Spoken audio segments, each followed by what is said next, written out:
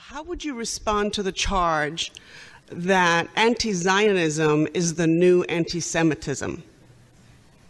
Actually, the locus classicus, the best formulation of this, was by an ambassador to the United Nations, Abba Eban, Israel's ambassador to the United Nations, in an article that he wrote about 45 years ago, which I urge you to read, which appeared in an American Jewish journal, Congress Weekly, a major journal of the more liberal wing of the American Jewish community.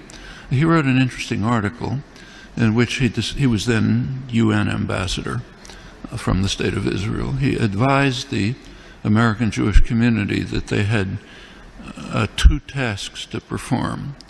One task was to show that criticism of the policy, what he called anti-Zionism, that means actually criticisms of the policy of the State of Israel, were anti-Semitism. That's the first task.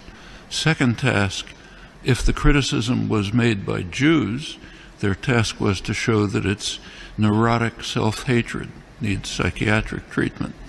And he gave two examples of the latter category. One was I.F. Stone, the other was me. So we have to be treated for our psychiatric disorders, and non-Jews have to be condemned for anti-Semitism if they're critical of the State of Israel.